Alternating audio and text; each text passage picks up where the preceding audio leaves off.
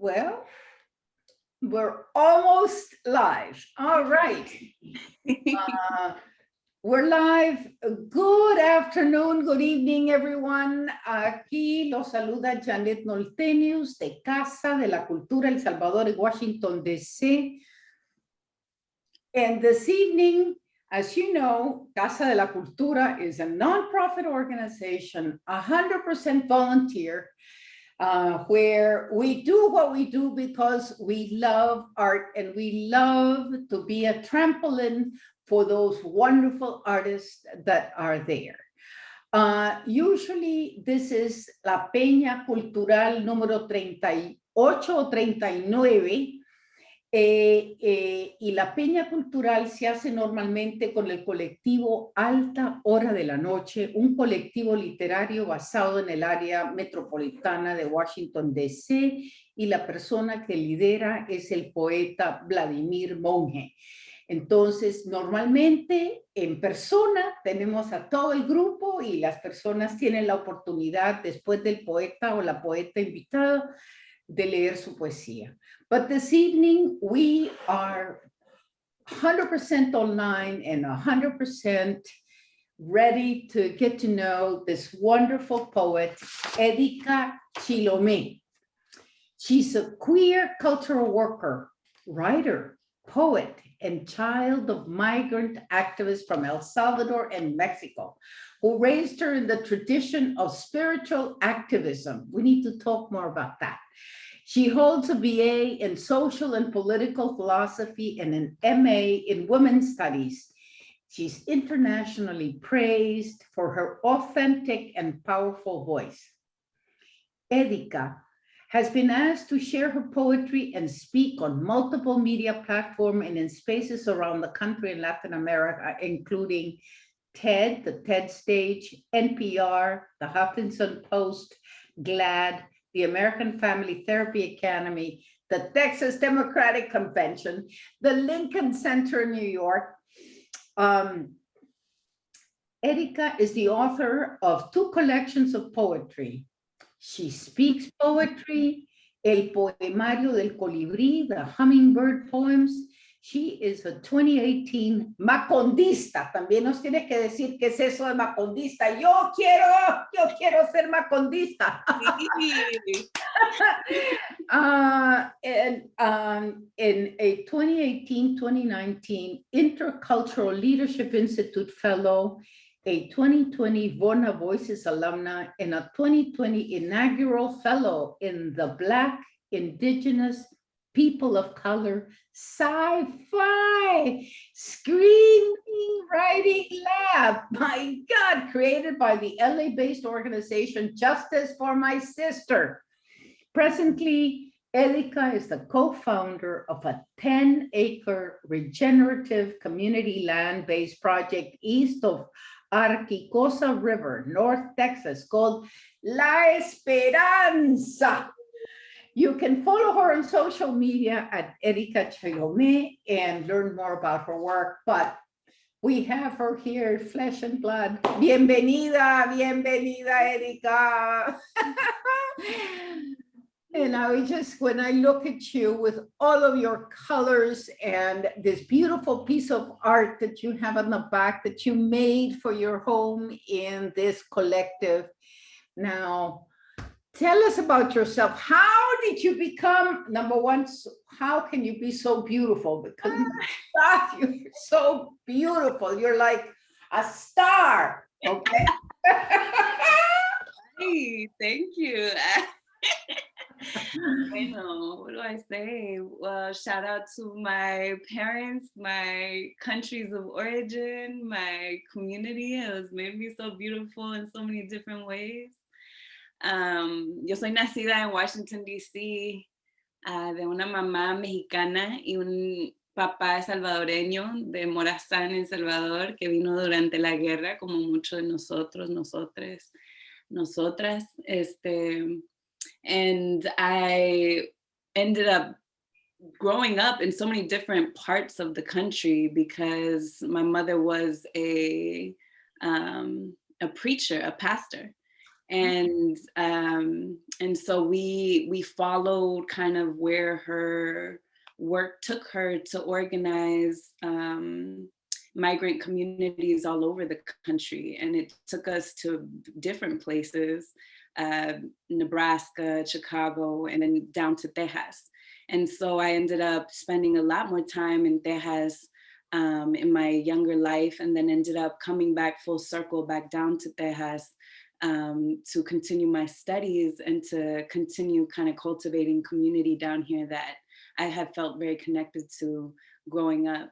So I've traveled and been very itinerant and migratory toda mi vida. I've moved every 2 years at least. And so we know what it means to pick up and start over and continue in this journey of cultivating who we are and cultivating our understanding to the world. And so much to the point that now I'm living in a house that has wheels. Oh, the true migrant, the true migrant. And it's, it's been a journey to think about migration as a gift, as a complicated journey, right? Because we know it as Salvadoreños lo sabemos como algo que, we were forced into because of violence, because of war, and that we still feel forced into because of the same lingering systemic realities. And then there's still a memory of migration as a part of our human rights, as a part of our inclination como seres humanos to know the land that we are on, to know the life that we are meant to live. Also means moving and being in movement of our bodies, but also of our hearts, of our minds, of our spirits. And so cuando digo que soy hija de movimiento, soy hija de movimiento política, por supuesto que los dos papás que he tenido en mi vida eran activistas, son activistas en sus propias maneras hasta la fecha.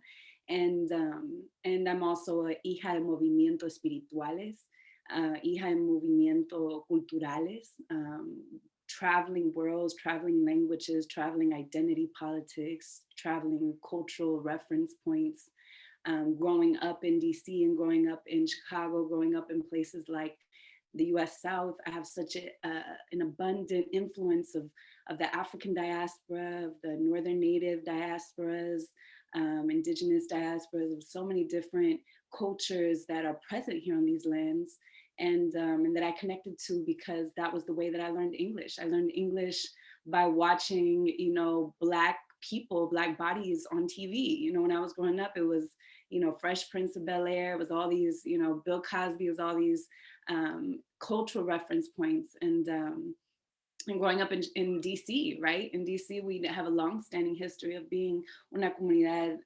conectada a la comunidad afrodescendiente, and we are part of that diaspora as well. So yeah, I mean, I give thanks to all those cultural points. I give thanks to the movimientos that raised me, and I give thanks to the art that impulses me to continue trying to get as free as I can, and to live in freedom and happiness as effectively as I can. And I owe that to mis papás, mis abuelas, mi gente, mi comunidad, mis ancestras, to have a good time in this life, even in the midst of so much violence, in the midst of so much warring cultures that would rather us not exist, that would rather us be submissive, that would rather us destroy our bodies in the name of the dollar bill or capitalism. And so I have tried my best to honor what is possible in this life that can bring joy. So here I am, una poeta de pura alma, aunque mi papá todavía como que piensa, a lo mejor we should make different choices. But, I make the choices I feel like I've been called to make, and I'm happy with that. So aquí estamos.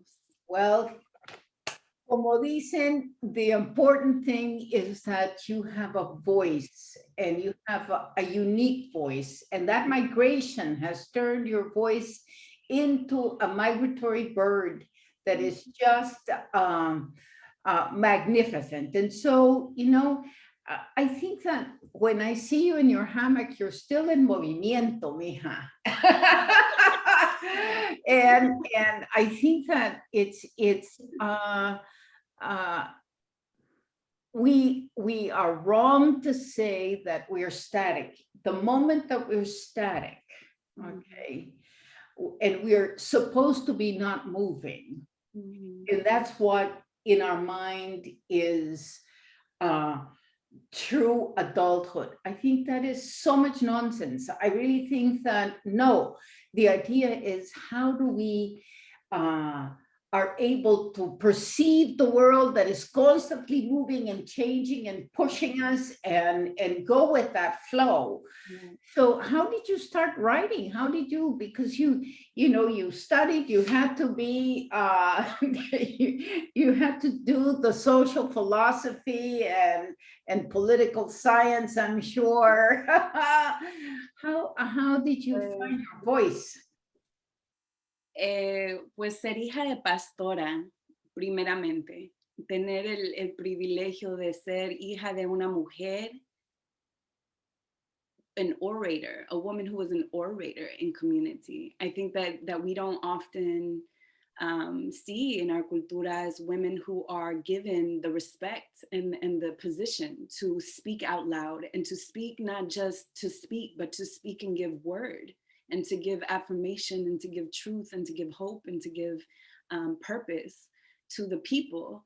It was a powerful thing for me, I think, as a young girl who knew the power of the word and growing up in the church.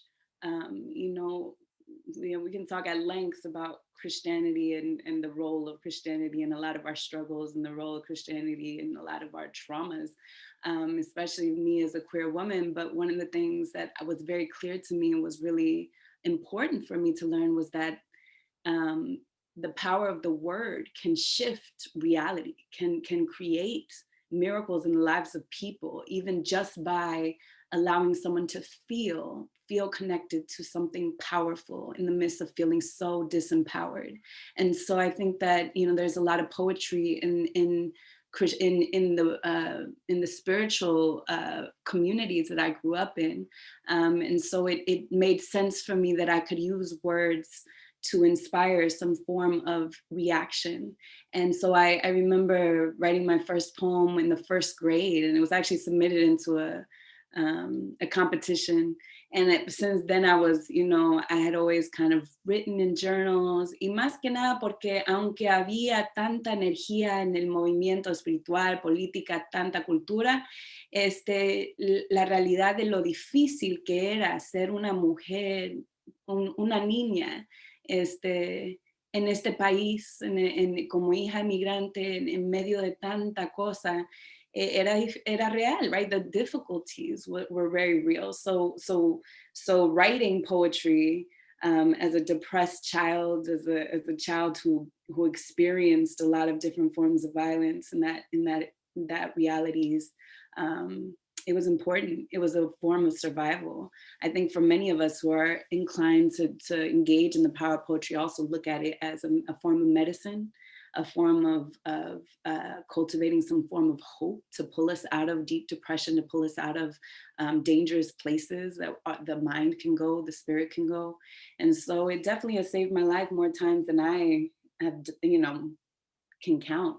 So, I mean, I continue to write poetry por lo mismo. I mean, now I have the benefit of having dedicated so much time to it and so much attention to it that I can do it for a living. But I think that at the heart of it, we still remember that we do it because we have to. There is no other choice. It's like, yeah, even if I didn't have the opportunity to cultivate a kind of career around it, I would still be doing it daily. I would still be doing it constantly, maybe even more so, because it is the place where I feel like I can be my most authentic self and most complicated self, and that I can honor myself in a way that the world doesn't. and the world won't at this point. And so, yeah, I mean, I think that I understood the power of it and was dedicated to my survival. And and now, the fact that other people enjoy it, that's just kind of cherry on top, because it's just kind of like, yeah, it was for me first, but I think that it's important that if it can resonate and it still carries that power through me, that I share that. So that's where I feel I have become, dedicated to this identity of poet. Well, and it's interesting that you come from a Christian tradition, because in essence, the whole notion there is the word became flesh. Yeah. And I think that, we forget that kind of like the basis of that is the word Yeah. becoming human. Yeah. Okay. And I think that that is basically your trajectory, that word that became flesh, that became a flesh that needed to be, the way you are, and reaffirming of that difference. Yeah. And that is instead of being a set of structures, it became the earth that allowed you to blossom. I'm really, that is just terrific. And how were you able to do so many things and become a woman and claim your womanhood? This is a very machista culture, and it's machista because it's dominated by this view of white male determining uh, uh, uh, system. How were you able to struggle? Because it's not easy to be your own self and to be a woman of color and be beautiful and not be attacked all the time. I mean, I think that I was talking about this in a previous event I did this week, was that we don't talk enough about, in our community como salvadoreñas, the displacement that comes from the machismo that comes from our communities. And so I felt very displaced from my culture in a lot of ways because of the patriarchy. And it began way before I was even born. I mean, the women before me endured such extreme forms of violence in their relationships to men in our family trajectory. We talk a lot about the over romanticizing of women being robadas por caballo en la noche, ¿verdad? And it's like, they're literally kidnapped and raped and forced to be married, right? And we don't talk about it that way, that a lot of these ideas of becoming a woman have to do with, unconsensual acts of kidnap, of rape, of forced child marriage. And it's such commonplace in our culture. And I give thanks again for my mother, not only being a woman who found a purpose with her word and her voice, but also actively made decisions to remove herself from patriarchal violence when she had the ability to, and to explain to me why, and explain to me what these systems were set up to do to us. And I know that a lot of us don't have the privilege of growing up with a mother that could articulate these things, but second generation in, I felt like it was such an important, in the same way that I feel like the second generation has this loyalty to, tenemos que sobresalir, tenemos que ir a graduar del colegio, porque la universidad, porque vino nuestros padres desde tan lejos, inmigraron y todo. Yo me siento así leal a la herencia de una mujer que dijo que ya no iba a ser, sumisa, ya no iba a ser víctima de este tipo de violencia. Entonces yo crecí con ese propósito that I would not, allow myself to be trapped in that way. And it's been hard. Every day is hard. Every single day is hard. And it takes a lot of labor, and it takes a lot of risk, and a lot of, it costs a lot. It costs a lot to be a woman who doesn't want who wants to be her whole self in this world. But it's worth it at the end of the day, because, you know, for every woman who makes that decision, there are at least 5 other young girls who are watching her, who are witnessing the power of what it means to be a woman in her whole self when she walks into a room without a man, you know, without, you know, being obligated to taking second place, right? So yeah, I mean, I think it's por puro coraje de mi mamá, de mi abuela, por saber que este mundo siempre iba a ser contra mujer, y así bien explícitamente, like, yo, this world is stacked against you, you're gonna have to do whatever you can to sobresalir, y más porque eres una mujer, you know, de descendencia, you know, mestiza latinoamericana. And so here I am. I mean, you know, I'm not saying anything, you don't live in your body, flesh and blood, but I think that it's important for all those who might be watching that the reality of patriarchy is such an intergenerational truth, that it's not something that has been dealt with the way it should. And it's not something that is going to go away because we don't talk about it, or that we romanticize it of like girl power or feminism. It's like, no, this is daily labor for us to wake up and decide that we're going to be full human beings, and we're not going to tolerate not being acknowledged as full human beings. Yeah, so I mean, acknowledged as powerful, you know, as the earth, and be acknowledged. You know, it's interesting, the dynamic, the Latino dynamic between the patriarchy that determines what happens in that household through domination, and at the same time, how it's the matriarchy that really raises the children, decides what's going to happen, keeps the families together, feeds the families, is able to create the home. You know, I mean, so you have this dichotomy, and it's in many cultures, but we have that very pronounced in our rancheras, ¿no? Porque sigo siendo el rey. Right. ¿Qué es eso? You know? And I'm going to do whatever I want to, ¿no? Yeah. ¿No?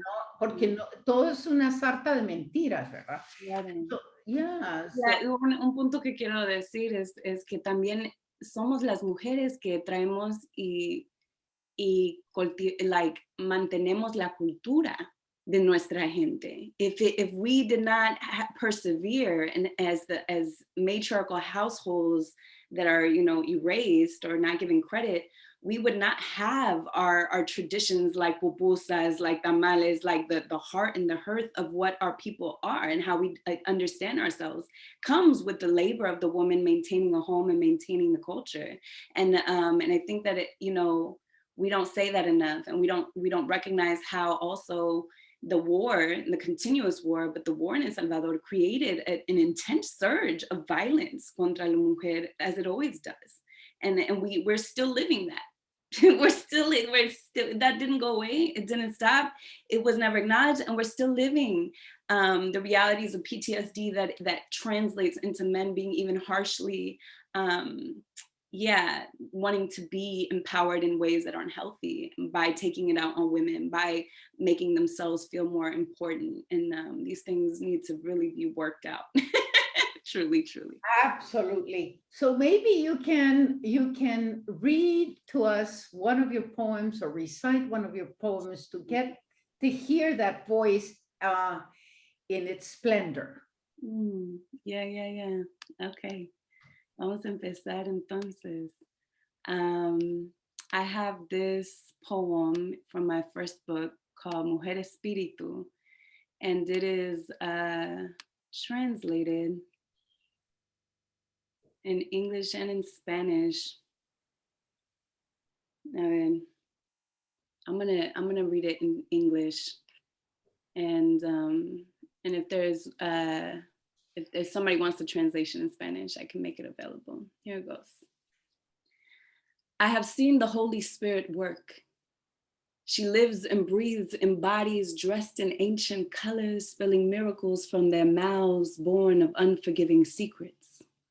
She speaks of prophecies, Tells of mothers who conjure grief and anger into magic and medicine. She labors in pain, waiting to be born from the mouths of daughters who are finding the courage to speak.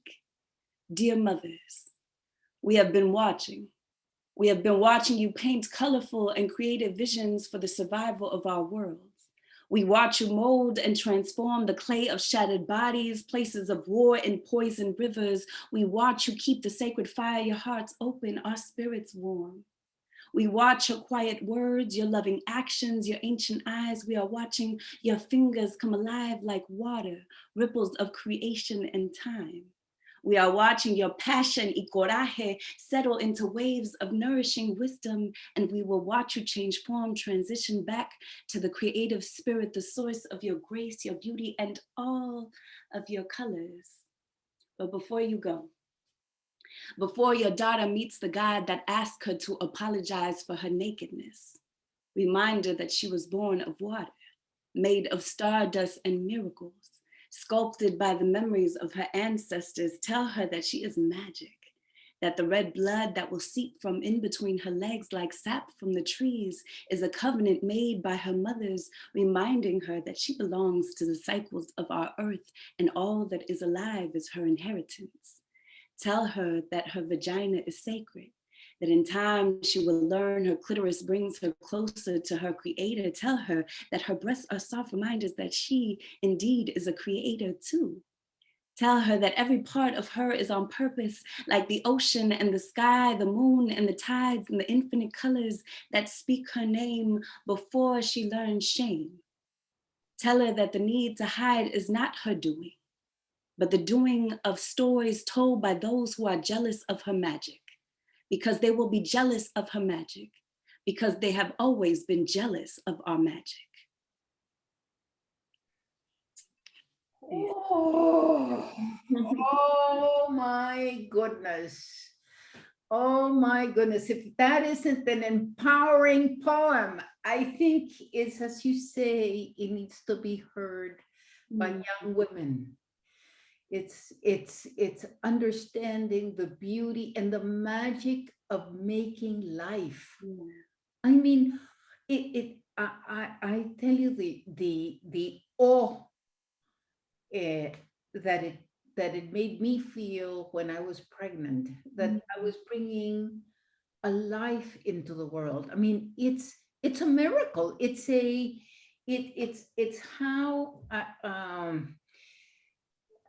how that menstruation actually is such a joy, because it does show that we are the creators, the founders, the earth itself. But I love the way your imagery thinks of magic. It is spiritual. It is transformative. It is in many ways, self-acceptance is transformative. Claro. In many ways, it's the most transformative thing we can do. And I want to say, I'm not a woman who has chosen up to this point to give birth to a child, but I also think that there is so much power in the ways we recognize when we affirm our whole selves, que tenemos tanta magia y poder de dar vida a tantas cosas, a todo un mundo, a toda una comunidad, a toda una obra de arte, a toda una, name whatever you want to do, and we have the power to do it. And I think that the fact that we've been erased, that idea has been erased from our beings, is one of the most intense violences against women. It's like, to disempower the possibilities, the built-in power of creativity and magic and life that we have. It's a violence against humanity, against all of you make me think about how also we demean all of that magic. We don't value it. We don't say every day we are creating magic. We're making magic. We're making something out of nothing. We're making that tortilla out of that dough, and that feeds somebody and makes them grow. I mean, that all of that is understanding the true nature of womanhood. Yeah. Yeah, in our Really, capacity as humans, you know. yeah, that is so beautiful. Yeah. Uh, you're looking like you're going to be reading another poem. You're looking at it, and I I'm savoring it over here. Yum, yum, yum, yum. Well, I mean, there's I do have some other pieces that will, and if you want me to keep going, I can keep going because there are things here que tiene que ver, ¿verdad? I want to read a little bit out of this. This is my most recent publication, El Poemario del Colibrí, the Hummingbird Poems. And this was written on my last journey to Centro America. And I spent a few months moviéndome entre Honduras, Guatemala, El Salvador, que pues entendiendo que muchas de las fronteras que han hecho, you know, que se han hecho durante este tiempo de colonization, right, de la conquista, um, they they're cicatrices de violencia, right, de separación. And when we go to a place like Guatemala y vemos la abundancia de la memoria indígena, de la memoria de la belleza de la tierra, y vamos, si entramos a un lugar que ha sufrido mucha violencia como El Salvador, and we see kind of the ways that the ruptures between our culture and between our understanding of the land and our understanding of who we are. It's so visceral, right? As somebody who comes and witnesses, that has been born in the United States, and comes and witnesses the difference of the land and the energy of the land. That rupture is so real. So much of what this became was me attempting to soothe that rupture, to put un poco de medicina en esa cicatriz de esas fronteras que me ha separado de quién soy, de mis raíces, ¿verdad? Entonces, También somos producto también de un genocidio en El Salvador muy marcado, ¿entiendes? Una destrucción. And so when you talk about migration, it's how a product like coffee and sugar and cotton for export expropriated the land of the people, and then it created this whole migratory group of men and women who had to follow the harvest around the country, you know, displaced, internally displaced, weakened and dominated. I mean, I can see it, and when you go from Guatemala to El Salvador, the difference the moment you cross the border is you can feel it, as you say. You know, I think that it's wonderful to have this fresh eyes coming in, you know, and understanding on how we are so overpopulated and we are so raw to the earth and so on top of each other. It's really it hurts, doesn't it? Yeah, it does. Physically it hurts, and then all of a sudden you realize how the weakening of those infrastructures, how things like extreme machismo can seep in and take place of the culture that or the infrastructures of culture we once had. And with that destroyed, all these things like colorism and racism and anti-indigeneity and anti-blackness and machismo can then be so cultivated in our people. It's so sad. Anyway, so this was a pilgrimage to understanding a little bit more of myself through that migratory journey. And I'm going to read the introduction. Y este libro está en inglés y está en español. De un lado está en inglés y del otro lado está en español. And I talk a little bit about the importance of that, of what it means for us to do that pilgrimage through languages también, of what it meant for me to have to go through multiple languages to get back to myself, you know. So voy a leer un poquito en español, a ver si me sale. ¡Qué bien! Este libro nació en una ceremonia cerca de la sagrada agua de Yanaguana, eso es San Antonio, Austin, en Texas. Empezó de ahí y fue, bueno, voy a dar un poquito de contexto. Empecé de ahí y fui migrando para Centroamérica. Este libro nació en una ceremonia cerca de la sagrada agua de Yanaguana. Es un intento de alguna manera capturar el comienzo de un viaje, una migración hacia el impulso redentor de la alegría. También es un mapa expositivo de mi responsabilidad hacia mi linaje familiar migrante, mi espíritu y la tierra que es mi cuerpo. En los años en que he viajado por esta tierra, he encontrado que el mundo espiritual nos proporciona abundantes privilegios que las limitaciones del intelecto no otorgan. Digo esto no como una metáfora, sino como una verdad siempre presente que codifica las posibilidades radicales de curar y reimaginar nuestra condición material. Al final, el mundo material es solo un espejo lúdico de los infinitos poemas de la creación. Y aquí estamos, las escritoras, intentando traducirlos todos.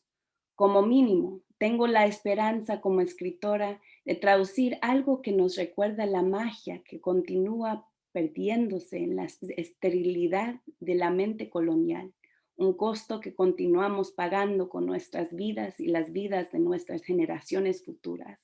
Es hora de liberarse. And you know, Edika, that in essence, the native Rafael Lara Martínez tiene una presentación de cómo los indígenas que llegan a El Salvador vienen de la parte de Nuevo México y Texas y bajan, ¿me entiendes? Desde que esta migración nuestra de abajo para arriba empezó de arriba para abajo. Entonces, me alegra que este poema nos pone dentro del verdadero contexto de cómo fue esta migración original, ¿no? Claro. It changes that dynamic and makes us, you know, validate what was our starting point. Claro, y pues la verdad es que adentro de la cosmología indígena no hay starting point. Es una realidad cíclica que hemos como gente, como energías, como espíritus, hemos movido para arriba, para abajo, por cualquier dirección, por, eternity. We've been a part of the creation of this very land. So when we talk about where we are from, where we originated from, if we want to be scientifically technical, we originate from the water, and the water is our homeland. And the water is also, when we're talking about the water previously, is something that we don't see ourselves reflected in, but we are living, walking water. We are living, moving rivers. When we see the caravans and we witness the movement of the rivers, it's the same, and so I think that it's important for us to remember that even this concept of I'm from here, y por eso digo que las cicatrices de estas fronteras, porque la idea que yo soy de aquí, que esta es mi tierra, ese concepto tampoco es verdadero, ¿verdad? Ese concepto también es colonial. Que nosotros tenemos, that we own, this is mine. When the reality is we belong to we are part of the earth, and we are in movement and constant change, like we said earlier. So I think that talking a lot and learning the history of the migratory indigenous patterns, right? And being in community with the northern native people up here and indigenous communities all down Mexico y también en Centroamérica, that we have memories of being here and being there and being moving, and those memories have not been lost. And when we really recover that within ourselves, when I go to New Mexico and I see the Hopi and I see the Pueblo, I'm like, that's my family. Like we look the same.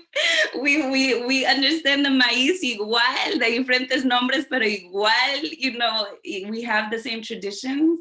We have the same respect in different ways for the earth and our rituals.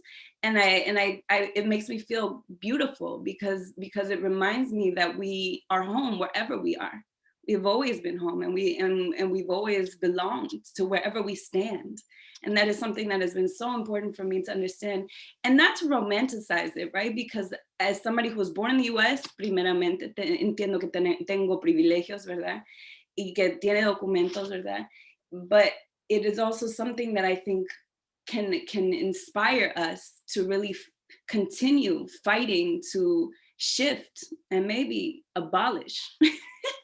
If I can be so bold as many of our young people are being so bold and risking their lives on the street now to say abolish abolish these understandings of who belongs who, or citizenships or nation states, because it's not working to honor our humanity, to honor this earth, to honor anything that it feels true in our hearts. So yeah, anyway, let me read this little poem and we'll keep talking.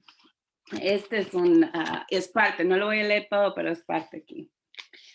Nacida con raíces desgarradas, ramas rotas, luché por encontrar el sol, amar a la luna, mover mis pies en búsqueda del lugar al que pertenezco.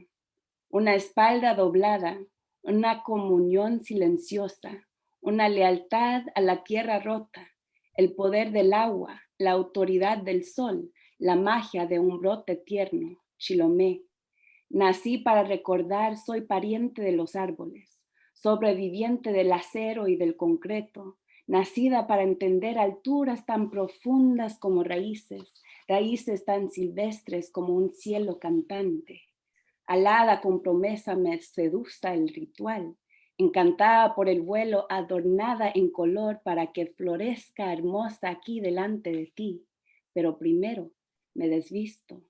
Empiezo con mi sombrero azul, con mi rebozo color lempa, con mi falda de montaña sangrada. Sigo con mis aretes fronterizas, collar de tuna y nopal, zapatos de polvo, bluso bordada con granados de la rosa. Desnuda mi cuerpo un continente de ríos, cuencas de coraje y desafío, distancia y silencio. En defensa de la memoria, rego a los nacimientos, encuentros violentos, tallando extremidades, excavando tierra tierna, desesperada por la profundidad de una promesa viva, tan ancho como la mar. Hija de caminante semillera, nieta de miel y luna, mujer de maíz, ¿quién te enseñará a volar sin perder tu raíz? Aprendo con dolor que el vuelo no viene sin un cuerpo pesado por la gravedad de la desilusión, generaciones torturadas por sueños simulados, meticulosamente lebrados por una guerra sin fin, capturada y hambrienta, no puedo escapar la deuda, aún elijo volar. Still, I choose to fly. Indeed, indeed. Fly, fly, fly. You will and you do and you are and you're in the air and in the water is so beautiful. Francamente, Edita, está divino ese poema. Divino, divino, divino sentirte. Es un privilegio, ¿sabes? Un privilegio. Fíjate que hay gente que está en línea para que la quieren comentar. Te voy a poner ahí some of the people who are online are trying to say things to you. Okay. Ana María Delgado, who's a friend of your parents here, is watching. Vladimir Monge is the poet that's part of the Peña. Bienvenida a la Peña, Edika. Welcome. Un saludo de parte de los poetas del colectivo literario Alta Hora de la Noche. Okay, we look forward to listening to your work. Ana María. Ivonne Rivera, buenas noches. Gracias por regalarnos este evento, dice Emilia Bermúdez. Vladimir dice, the power of words can change reality. El poder de la palabra puede cambiar la realidad. Well said, dice. Well said. Ingrid Anabela Gutiérrez está viéndonos. Ok. Néstor Omar Herrera dice, Yvonne dice, what a beautiful and powerful poem. Sofía Esteve dice, qué linda. Empoderada. Ana Patricia Pérez Urquía también nos está viendo. Dice, es hora de liberarse, dice Ivonne. Me encantó ese poema, liberarse. Ana María Pérez también está viendo. Sofía dice, las fronteras son cicatrices. Qué bello, como concepto, qué bello. The last poem, dice Vladimir, the last poem reminds me of the book Campanas para llamar al viento de José León Sánchez, dice costarricense, que nos presenta la terrible tragedia de las tribus nativas de California. The native communities were enslaved by the missionaries to build their missions and subjected to physical punishment and misery. The sound of Catholic bells was so terrifying to the indigenous people, so much that they would rather die in the desert than attending the calling of the bells. Yeah, wow, wow, powerful. Mm. Bueno, Yvonne dice, precioso poema, I choose to fly. Sofía dice, the indigenous memories are not lost. They have been silenced by a culture of institutional violence which created nations to disempower the caretakers of the land and take the resources for profit. Yeah, yeah, absolutely. Alfredo Mejía también, está viento, dice Vladimir, el fuerte viento está afectando la conexión del internet, dice, pues te está oyendo por ratitos. Ana Patricia Pérez Bene Turquía dice, no soy amante de la poesía, pero esto es una belleza. Como una dura realidad se transforma en una cascada de hermosas metáforas. I just wanted you to get a sense that people are listening, they're feeling you, or they are understanding you, you're an echo for them. You're an echo and they are flying with you. Thank you, Nene. Qué regalo, gracias. Porque de repente uno se siente así como media sola acá en the little box. But they feel that feedback is so beautiful. I wanted you to hear what people were saying so that you are not, you're creating you've already created a community. Yeah. Just by being you and sharing your poetry. Thank you. I appreciate that so much. I mean, I think it's important that comment of the memory has not been lost. I think that una cosa que yo veo en las comunidades que he formado de segunda generación, nacidas acá en Estados Unidos, particularmente nosotras que somos mestizas, ¿verdad? People of color, racialized bodies, that the memory that we hold, this reconciliation of what it means for us to be displaced survivors, seed survivors of war, wild seeds, that are putting back together the pieces in ways that I think that even our parents or the generation, the migratory generation couldn't or wasn't able to in certain ways. And I think that it's important because it comes back full circle to that migratory cyclical reality of like coming back to ourselves. If our appreciation for our connection to our indigenous blood was lost, then it may come back in future generations that will remember, that will be born with brown skin and that will have features that they cannot deny, that we are from a people that reflect the encounters that have happened on this land.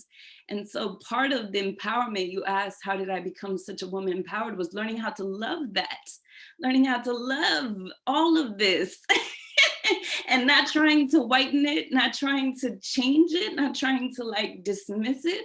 And I think that is, loving this body, reclaiming this love for myself is reclaiming the memory, the indigenous memories of my people. And I'm honored to do that work.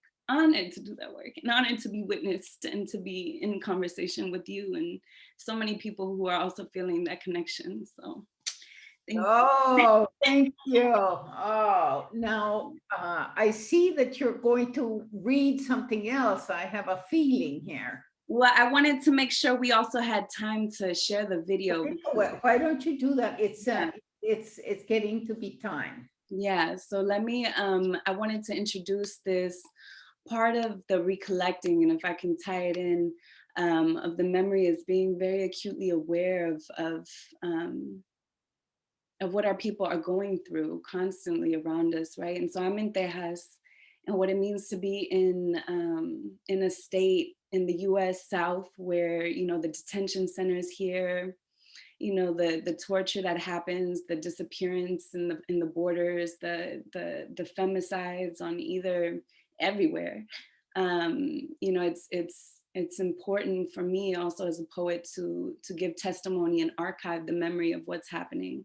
So about 2 years ago, me and Germán Torres, who was a young man who came out of Fort Worth, east of the Arquicosa, and I reference the Arquicosa porque también es importante entender la geografía de la tierra en una manera que está desconectada del lenguaje colonial. Entonces aquí la gente indígena reconocía estas tierras por medio del río, que llevaba, comes from all the way north, west, all the way down to Mexico. So it all, and it connects to the Rio Grande. So it's that river has a really important part of the identity of this land. And so when I say, you know, I'm from east of the Arquicosa, that's how I want to position myself, as opposed to I'm in Dallas, Texas. You know, it's like, y no, como que si no fuera nada más aquí que los cowboys blancos que robaron toda la cultura de los mexicanos e indígenas de aquí. Anyway, no vamos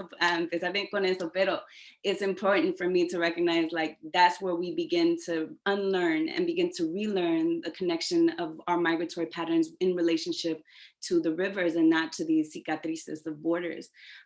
So part of the project here with this video, this was my first experience of directing, and I'm moving more into production and producing and writing for the screen as a poet. And I think that's important for people to see that as people who are poetically, are poets as a designation of spirit, not just because I write things that rhyme or I like metaphors. It's because this is how I see the world. It is how I feel the world.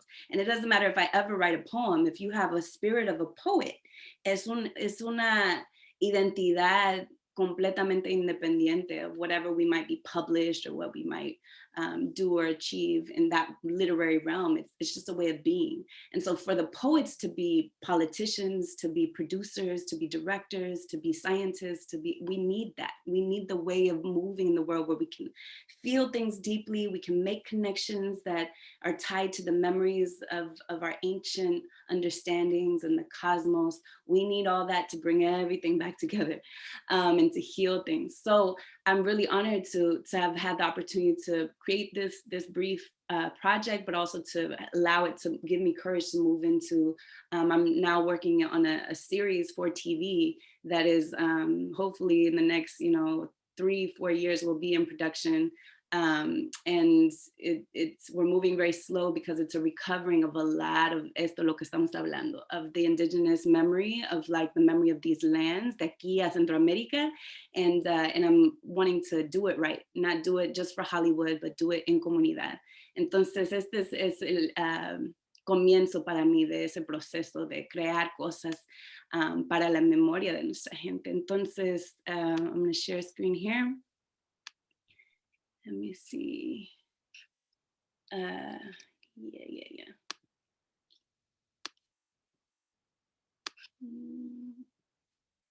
Y este video se llama Para ti, mi pueblo.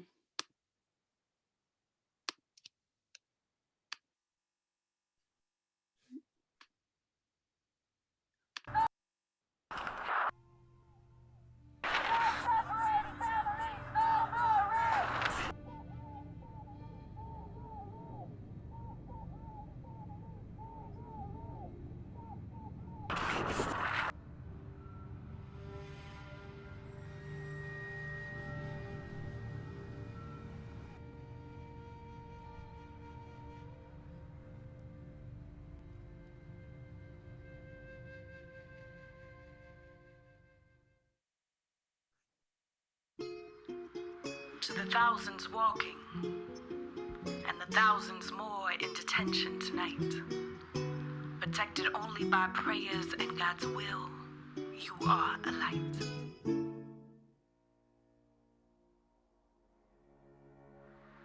To the eldest children caught between worlds, translating your family's rights, sin papeles, sin dinero, you are also a light. So to my fathers murdered in deserts, buried and out of sight, and my brother warriors and soldiers turned slaves overnight, a mi querida queer familia daring to heal generaciones through love and delight, and the sacred mothers who despite heartbreak and war continue to birth life.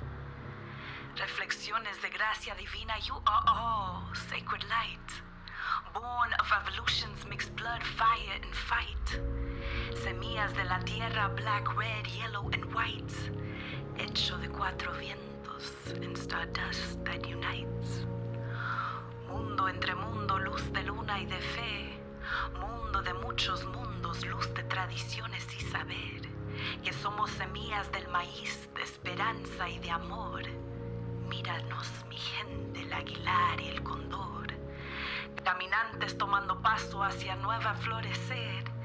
En este mundo de la muerte escogemos renacer, memoria de ancestros y generaciones por venir, todo un continente en el santuario del vivir.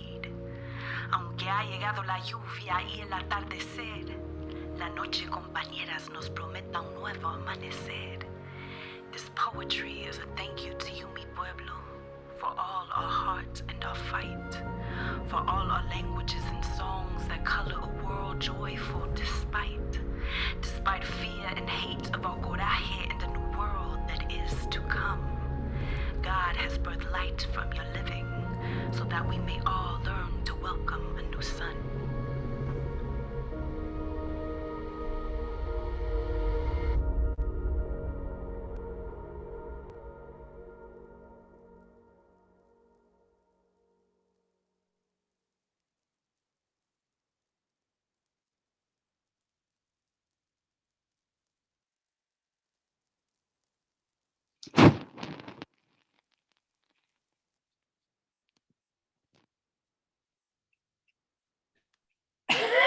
Ay, ay, ay, ay, ay, ay, ay. That was beautiful. When it comes to tiny houses, it doesn't get any more classic than the old house trucks of yesteryear. And to sorry, here we go. Yeah.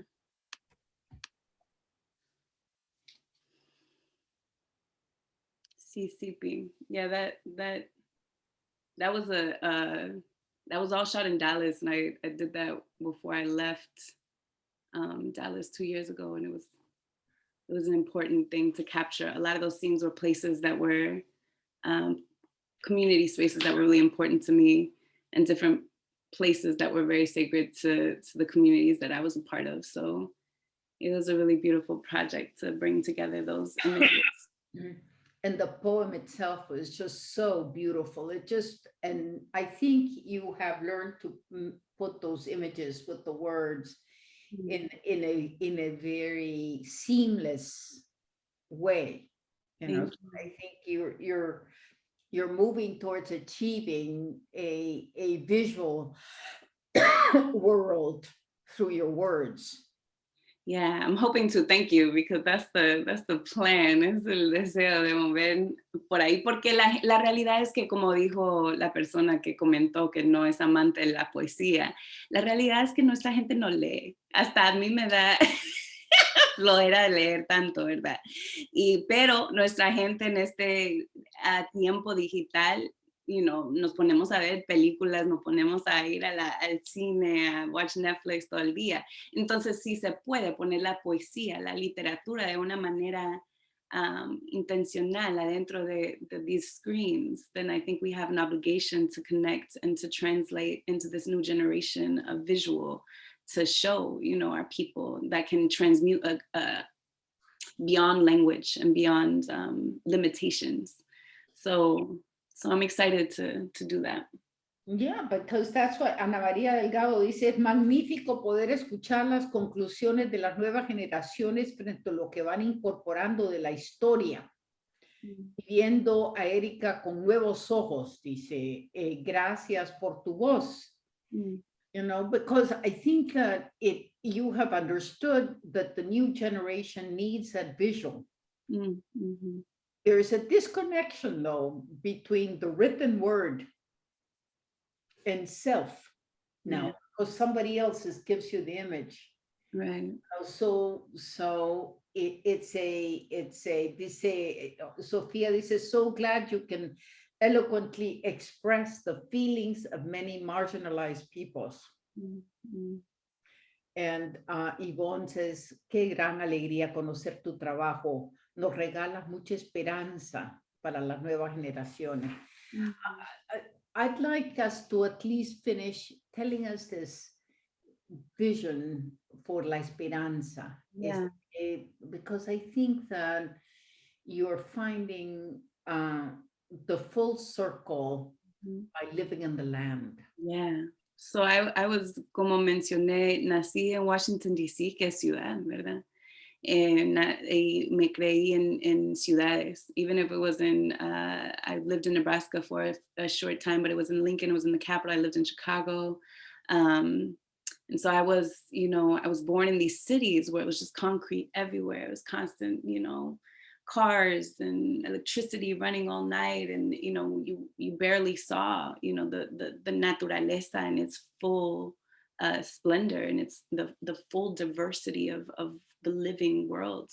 And we mentioned before we got live that, this is, I had said, this is part of the grave violence that I think my generation is experiencing, and we don't even realize we experience it. And then when we go back to el campo en El Salvador, nos ponemos adentro del coche con el aire acondicionado y no queremos estar afuera y que queremos estar en el teléfono and then there's this disconnect of what we really are, what it means for us to have come from a place, Central America, that's so rich and abundant in eco-diversity, one of the most magical places. We talk about magical places on the earth in terms of its wealth and naturaleza. And there's a reason we have gone through so many series of wars, because when you go see it, you go see it with your own eyes of how beautiful, the land is, how rich and plentiful it is. You realize, oh, that's why they came and started wreaking havoc and doing all this crazy stuff, right? And then we ourselves don't even know how to appreciate it because we've been ruptured, we've been blinded to recognize it. So one of the things that in my investigación, en mi proceso de reclamar quién soy y de dónde vengo y del linaje, de que es algo diferente que esta cultura, the white supremacist patriarchal culture, we were reading the textbooks here, we don't see ourselves, it doesn't make sense to us, it doesn't feel right to us, and we're left with these big gaps of who we are, what we're meant to be doing here on this earth. And so, I went through that investigative process like so many of us do, and it led me straight back to the lands. And like I said previously, it led me straight back to wherever I stand, that this is where I belong, and that this relationship that I have with this living being that literally is holding me up, that's holding this hamaca up, that is so selfless and so gracious, that would offer me the breath to even do this presentation with you today, that would offer me the plentiful ability to drink water this morning so that I could come and share my life and my light with you. Like this earth that has been apparent to me from the moment that I was born, and that I had an obligation to relearn a right relationship with it, and to learn from the indigenous peoples around me that never lost that connection, that connection is something that was powerful way before this technology, way before this country, way before these nation states or these borders, and it will be the most important thing way after all of this.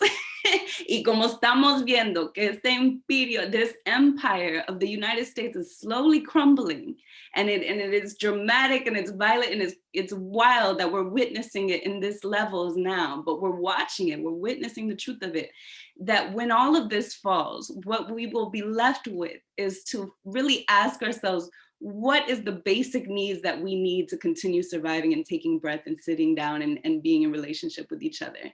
And it is the food, the water, the very basic things that we always had, our little huertito, our maíz, our milpa, our, rio, are the very basic things that we grew up knowing and appreciating if we had family from the campo.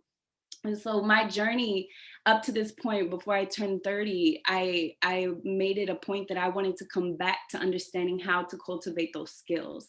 And I wanted to do it in a way that could model how it's possible for me as a second generation US born, city urban raised brown woman can come back and reclaim those knowledge systems that are going to be necessary for our lifetime and the lifetimes que nos sigue, of how to come back to learning how to grow your own milpa, how to be in relationship with un rio, how to understand the very basic things that we need.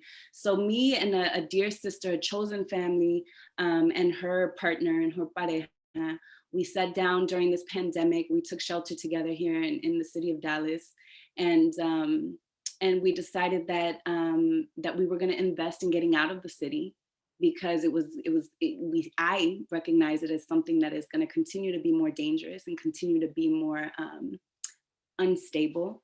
And we're going to come back. We're going to figure out how to invest in getting a piece of land in which we can begin to learn how to get these basic things in an autonomous, sustainable way. And we're going to do it in a way that we're all going to learn, and we're all going to invite others to come learn with us.